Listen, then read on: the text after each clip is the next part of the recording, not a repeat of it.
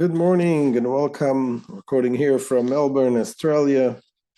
And we're here, Baruch Hashem, for a simcha, the bris of our grandson, which will happen soon. Today is actually Thursday, the fourth day of Shevat, but we missed the last few days, Tuesday and Wednesday. So we're going to record now the shir for Tuesday. And Tuesday was the second day of Shevat. And after the bris, God willing, we'll record the other classes. So we'll start with tzedakah. Doila tzedakah shemekareves asa geula. So the class for Tuesday, the second day of Shevat, is the Tanya, beginning of chapter 19.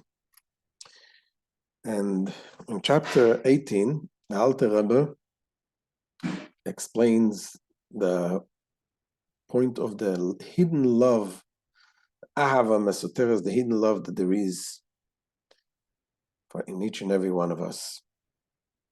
And he said, this hidden love, we need to understand what it is. This is really what gets the person, a Jew, to go beyond any logic, to be connected to Hashem, even when it means that he has to give up his life. And we're not only talking about religious people, we're talking about anybody, people who were totally not religious. And we find throughout history, people did this. So he said we need to understand 4 points. He says we have to understand, number one, where is it coming from? What is the source of this? What is the source of this love that we have, the pintalid? We need to understand, how do we get it? We need to understand what is the definition of this love? Meaning, what is the nature of this love? What does it strive for? And number 4, how is this love include also fear of Hashem? So in last chapter, he explained two of the questions. He explained what is the source of it. The source, he says, is the chachma, the wisdom of Atzilus is the source of this love. And why is that? Because the chachma is something which is totally nullified to Hashem when it does not have a self-existence. Just like chachma, we explained the wisdom is when you get a flash of wisdom in something, when you are nullified, where you're empty and you allow something else to enter your mind, which is the source and root of the intellect. So here too, this is the chachma, is the source where it's connected with Hashem completely and nullified to Hashem. That is the source of this ahava. And he said, where do we get it from?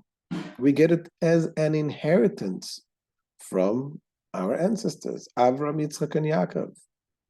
And they were so devoted to Hashem, completely devoted, so they got this as a gift to inherit to their children, that forever they have the children of Avram, Yitzchak, and Yaakov, the Jewish people, they have this hidden, inherent love to Hashem. Now, we have remains to explain the other 2 questions. What is the nature of the love?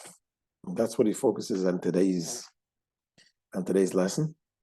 What is the nature of the love? Meaning, what does it strive for? And here he says it's something very unique, because everything, when you strive, when you have something, you have a desire to do something, there is always something what is in it for you. Anything that you want, any love that you have, you love someone, it is something that makes you feel good. When anything that even people who are totally altruistic and they're totally about giving from themselves, and even they have also a satisfaction. They feel this is the right thing, that makes them feel good to do the right thing. And even if people that want to be completely ready to give their life up for higher cause. It's also because they understand and they feel that there is a higher cause, that for them, it makes sense that it's more valuable than life itself. But here, it says, in this nature of this love, that is the love to connect to Hashem, is not like an ordinary nature of being wanting to become connected with spirituality. Because when you understand what God is, I can understand that people have the desire to be connected with Hashem because that's what's good for them. That is something that makes sense.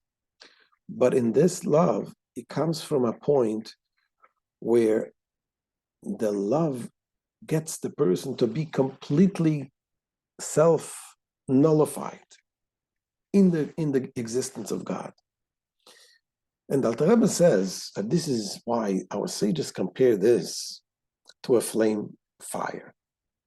As Alter Rebbe, look at the flame, the way the flame works. A flame fire constantly it jumps up, wants to be separated, has the sort of the nature of being separated from the wick and go up. And where does it go up? It wants to be included in its source. Even if you take a big fire and get the small flame, the little flame will want to get into the big fire, even though when it goes into the big fire, it loses its identity completely. So that nature, says the Alter Rebbe, is also the nature of the soul. And it says the very word nature is something that suggests something that does not make sense. So let's see inside what the Alter Rebbe explains.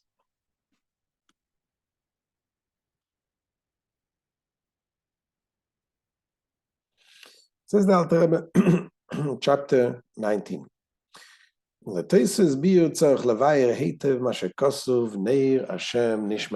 further elucidate the nature of the hidden love, it is necessary to clarify the meaning of the verse, the soul, the neshama of man, is a candle of God, like the flame of God, the Neir Hashem, the candle. And he explains, Pirush, she'Yisrael akruim Adam, nishmasam ilemashal ka'oir haner. This means that the souls of Jews who are called men, as our sages remark, you, the Jewish people, are called men. So they are, by way of illustration, like a flame of a candle. What do we see in a flame of a candle? Shemisnaneya tamid lemayla betivei. His nature is always to flicker upwards. Mipnei she'oir ha'eish chafetz beteva liporid me'apsila ולדבק בשורשי, למעלה ביסוד האש הכללי, שתחס גלגל הירח, כמו שכתוב בעץ חיים. This is the flame of fire, the flame of the fire intrinsically seeks to part from the wick that holds it and to unite with its source above in the universal element of fire, which is in the sublunar sphere, as explained in Eitz Chaim. That's what explains in Kabbalah, that the idea of the soul, the fire, wants to be connected with its source, which is above the moon, the sphere of the moon. And although by separating from the wick, it's going to lose its identity, nevertheless, that's the nature of it.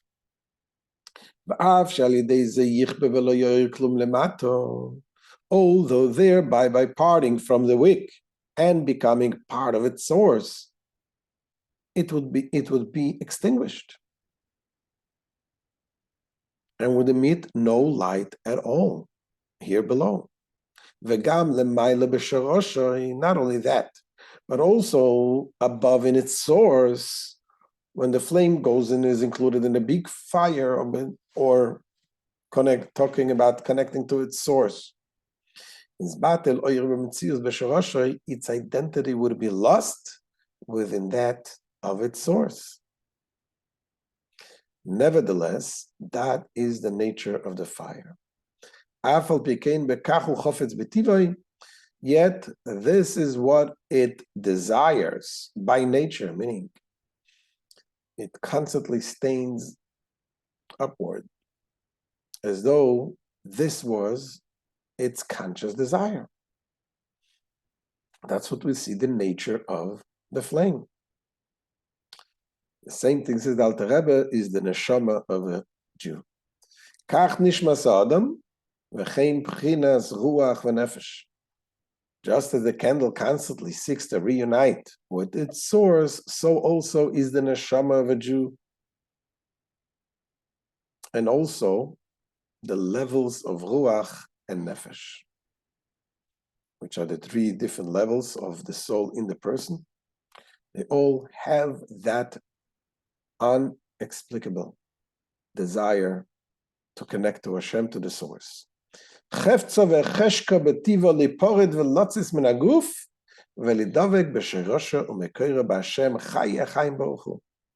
soul naturally desires and yearns to separate itself and depart from the body and to unite with its origin and source in God, blessed be He, who is the fountainhead of all life. And although knowing that once it departs and is included in Hashem, it will lose completely its own identity. Nevertheless, that is its nature. That is the desire. Agam שתהיה עין ואפס ותסבטל שם במציאות לגמרי, ולא ישוי ממנו מאומו ממאוסו ועצמוס הראשון. Though thereby it would become null and naught, and its identity would there in its source be completely nullified, with nothing at all remaining of its original essence and self. This is its will and desire by its nature. Nevertheless, this is its will. This is the Alter Rebbe, and the word nature, the word teva, is a term which is a borrowed term to something that does not have any rationale, any reason, any understanding. That is the nature. You cannot explain it.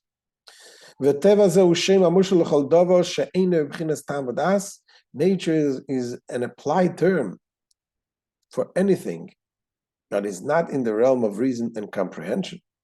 Vegam kan, and here too, הכוונה שרוצן וחפץ זה בנפש einoi bebchinas tam v'das v'seichel musag umufan. With regard to the soul's desire to unite with its source, the inference of the word nature is that the soul's will and desire is not based on reason. It's not based on knowledge and intelligence that can be understood. It is rather beyond the grasp and comprehension of rational intelligence. And that is what he says. It's rooted where? What he said yesterday, it is rooted in the chachma of the soul.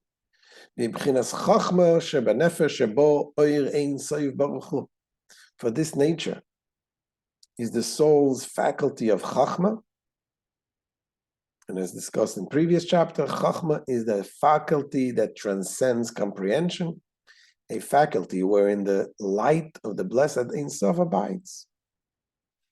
And as a result, the soul is drawn to its source, the Ein Sof, with a longing beyond comprehension. So thus we see that the nature of the hidden love, meaning its quest, is the longing of the soul to be united with its source.